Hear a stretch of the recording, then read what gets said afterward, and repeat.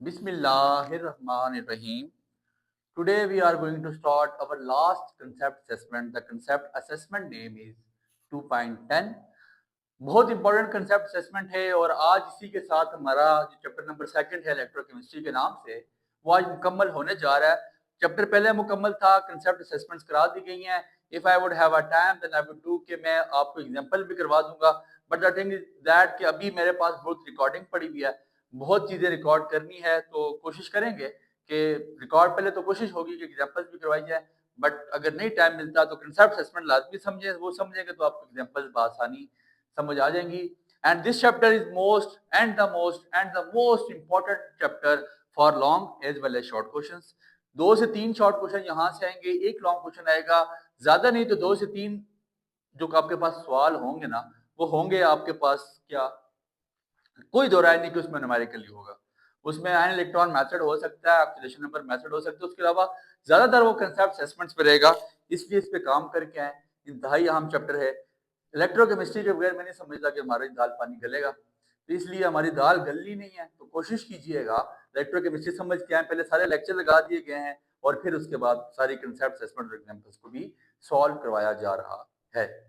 अब ऐसा है कि बहुत सारे बच्चे मेरे ग्रुप में मौजूद हैं, जानते हैं 80-90 ग्रुप चल रहे हैं मेरे, मोर देन 80 to 90,000 ऑडियंस हमारे पास, अल्लाह का शुक्र है, ग्रुप्स में मौजूद, और वो अल्लाह की रजा के लिए फ्री ऑफ कॉस्ट वहाँ ईच एंड एवरी डाटा आता है। इंशाल्लाह पेपर के नजदीक पहुंच के मैं आपको वॉइस में बता भी दूंगा कि कौन सी कंसेप्ट असेसमेंट ज्यादा इंपॉर्टेंट है, कौन सी एग्जाम्पल इंपॉर्टेंट है, कौन से आपने लॉन्ग क्वेश्चन करने हैं। जो लोग मौजूद हैं चैनल पे ग्रुप में तो उनको पता है, तो चैनल का लिंक भी डिस्क्रिप्शन में है, ग्रुप का भी है, स्टार्ट में एडमिन का नंबर आ रहा है, मैसेज करें, हमजा फैमिली का हिस्सा बने और जो हम आसानियां बांट रहे हैं आप भी उसमें आसानियों में शामिल हो जाएं।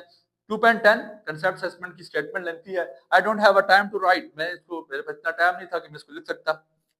मैं इसको रीड करूंगा, मैंने बुक से पिक्चर बनाई है, रीड करूंगा, साथ साथ बात समझाता जाऊंगा और वाइंड अप करेंगे। कहता है electrolytic cell is connected to the power source for 2 hours. एक इलेक्ट्रोलाइटिक सेल है, किसी पावर सोर्स के साथ जोड़ा गया 2 घंटे के लिए, इसका मतलब मुझे पहले टाइम दिया है, टाइम मेरे पास किससे लिखते हैं, स्मॉल टी से, और वो कितना है 2 आवर्स, और कीजिएगा। फिर इसके बाद if the current flowing through the cell is 0.5 ampere, मेरे पास करंट आ गया, करंट CURRENT, करंट को लिखते हैं आई से, और 0.5 ampere. Find the mass of the substance during the time interval, the molar mass मेरे पास गिवन है, तो मास निकालना है।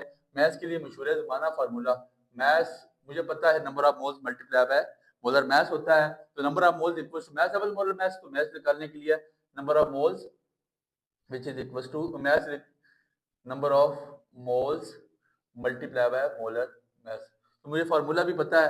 अब टाइम आपके पास हमेशा याद रखिएगा कि सेकंड में होना चाहिए, घंटों में नहीं होना चाहिए, तो टाइम को मुझे, घंटे से छोटी यूनिट क्या है आपके पास, मिनट है, और मिनट से छोटी सेकंड है, तो मैं इसको कन्वर्ट करूंगा सेकंड में। 2 मल्टीप्लाई बाय 60 आ गया मिनट के लिए, 60 आ गया सेकंड के लिए, मतलब 2 मल्टीप्लाई बाय, डायरेक्टली आप ज़रबे 3600 कर लेते तो आपके पास ये आ जाता 3200 सेकंड। फिर इसके बाद टाइम ऑलरेडी गिवन है, तो आपने सबसे पहले चार्ज निकालना है, जो चार्ज आपके पास कूलम में आएगा, तो मुझे पता है फार्मूला मैंने क्लास 9 में पढ़ा था कि फिजिक्स में, charge is equal to current cross time, तो 0.5 cross 72,000 which is equal to 3600 coulomb आ जाता है। अब आपने देखे चार्ज निकालना है, मैस निकालना है, और मैस का फार्मूला है number of moles multiply by molar mass. Number of moles, molar mass तो मेरे पास उसने गिवन है, मोलर मास उसने मुझे दे दिया है कि सब्सटेंस का molar mass of a substance is 107.9। ठीक है जी, जो मेरे पास सिल्वर मौजूद है उसको उसने मुझे मोलर मास दे दिया, लेकिन गेम सारी इतनी सी है कि मुझे कूलम के साथ तो कुछ भी नहीं करना ना, मुझे इसको फेरेडे में लेके जाना है, और फेरेडे में लेके जाके मुझे इसको कन्वर्ट करना है किसमें, बाद में मुझे फेरेड में इसके साथ कन्वर्ट करना होगा, मोलर में इसके साथ मल्टीप्लाई करना होगा। तो मुझे पता है, ये बात याद रखिएगा, 96,500 कूलम किसके इक्वल होता है, 1 फेरेड के। ठीक है, तो आपने यहाँ से एक कूलम की वैल्यू निकालनी है, एक कूलम किसके इक्वल हो जाएगा, 196,500, यहाँ मल्टीप्लाई नीचे आके हो जाएगा डिवाइड, तो आपके पास कितने चार्जेस हैं, 3600, तो 3600 coulomb which is equal to 1/96500 cross 3600, तो ये आपके पास कितना आ जाएगा, मेरे ख्याल से 3.73 मल्टीप्लाई 10 की पावर -2 फेरेड आ जाएगा। ठीक है जी, ये आपके पास एक फेरेड में इतना चार्ज होता है, कितना, एक फेरेड में कितना, वो तो चार्ज मेरे पास कूलम में आ गया था ना, अब उसी चार्ज को मैंने फेरेड में कन्वर्ट किया, तो मैंने सिंपल सी बात लिखनी है, मुझे पता होना चाहिए कि 1 फेरेड इज इक्वल होता है 1 मोल ऑफ इलेक्ट्रॉन के, और 1 mole of electron basically 1 mole of silver ही है, तो 1 मोल ऑफ Ag के। तो मैं बिला ताखिर अपना फार्मूला लिखूंगा, mass is equal to number of moles multiply by molar mass. तो नंबर ऑफ मोल्स मेरे पास गिवन है कितने सर? नंबर ऑफ मोल्स मुझे गिवन है गालबन 107.9 ग्राम्स मल्टीप्लाई बाय, और मेरे पास मोलर मास ये आ चुका है, कितना आया जी आपके पास 1 फेरेड 3.73 मल्टीप्लाई 10 की पावर -2। तो नंबर ऑफ मोल्स कितने हैं? 3.73 मल्टीप्लाई 10 की पावर -2। ठीक हो गया, यही आता है आपके पास। तो योर आंसर वुड बी 4, इनको मल्टीप्लाई करा के देख लीजिएगा, 4.025 ग्राम्स। ये उसने डायरेक्टली कन्वर्ट कर दिया। आप इसका आंसर जाहिर सी बात है 402 कुछ आएगा, तो उसको 10 की पावर -2 राउंड ऑफ कर देंगे हम। ठीक है, तो मेरे पास ये पहली चीज निकल आई, मैथ्स आ गया। फिर इसके बाद क्या कहता है? Calculate the charge. इसके 3 पार्ट है और बड़ी इंपॉर्टेंट कंसेप्ट असेसमेंट है। Calculate the charge in coulombs when 3 moles of electron flow through the it. तो चार्ज कूलम में निकाले, फिर वही बात, charge Q is equal to n cross faraday है। तो n आपके पास 3 उसने दिया है, फेरेड आपके पास कितना है वो गिवन, याद रखना आपने 96,500 96500। तो इसको जब क्रॉस करवाएंगे मल्टीप्लाई करवाएंगे तो 289500 कूलम आ जाएगा। ये डायरेक्टली आपने चार्ज का फार्मूला याद कर लेना है। उसने खुद ही बोला था calculate the charge in coulomb, coulomb में चार्ज निकालो, जब 3 मोल गिवन हो तो मोल के साथ सिंपल मल्टीप्लाई करवा देना आपने फेरेड को। कोई नया काम आपने इस कंसेप्ट असेसमेंट के लिए मजीद नहीं करना। अब इसका तीसरा पार्ट हम सॉल्व करते हैं, इंतहाई अहम कंसेप्ट असेसमेंट, एग्जाम के पॉइंट ऑफ व्यू से बहुत इंपॉर्टेंट। तो तीसरा पार्ट क्या कहता है?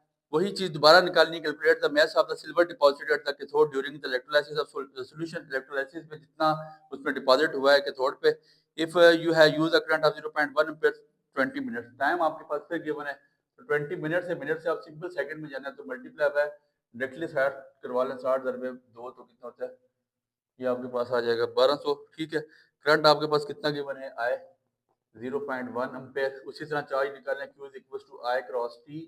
तो I कितना है आपके पास? 0.1, T आपके पास है कितना? 1200 मल्टीप्लाई बाय 0.1 आपके पास कितना आ जाएगा? 120 कूलम। अब कूलम में नहीं होना चाहिए, फेरेड में होना चाहिए। वही बात, 96,500 कूलम इज इक्वल टू 1 फेरेड। तो 1 फेरेड 1 कूलम आपके पास क्या आ जाएगा? 1/96,500, यहाँ मल्टीप्लाई, नीचे आके डिवाइड करा लें, तो 1 कूलम इज इक्वल टू आपके पास 120 आ गया है। 1/96,500 मल्टीप्लाई बाय 120, 120 डिवाइड बाय 96,500 करवा के चेक कर लें, ये मेरे ख्याल से आंसर आपके पास 1.243 ही आएगा मल्टीप्लाई 10 की पावर -3 फेरेड। ठीक है, ये वहां तक जिस तरह हमने निकाली थी, ये 1 कूलम हम निकाल चुके। यहाँ पे भी ये भी मेरे पास 1 कूलम की वैल्यू आ चुकी है। अब उसी तरह मैं इसको बोलूंगा कि भाई साहब ऐसा है, 1 faraday is equal to 1 mole of electron and which is equals to 1 mole of Ag। मेरे पास इसका मोलर मास सिल्वर का गिवन है, वो ऑलरेडी 107.9। तो लंबी चौड़ी तफसीलों में जाने से बेहतर है मैं डायरेक्टली क्या लिखूंगा mass is equal to number of moles multiply by molar mass.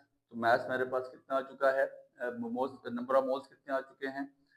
1.234 1.243 cross 10 की पावर -3 मल्टीप्लाई बाय मोलर मास कितना की बने? 107.9। ठीक है, इनको आपस में मल्टीप्लाई करवा दें तो ये गालबन आपके पास 0.143 ग्राम में आंसर आपके पास आ जाएगा। और मैथ्स के बारे में तो आपको पता है कि होता ही ग्राम में है। इसी के साथ हमारी कंसेप्ट असेसमेंट नंबर 2.10 मुकम्मल हुई, या 2.10 पढ़ना चाहिए, मुकम्मल हो चुकी है। उम्मीद है बात आपके पल्ले पड़ी है। बहुत इंपॉर्टेंट चैप्टर था, इंतहाई इंपॉर्टेंट सा। मिलते हैं इंशाल्लाह नेक्स्ट लेक्चर के साथ, तब तक के लिए दुआ में याद रखें। अल्लाह आपको कामयाब करे।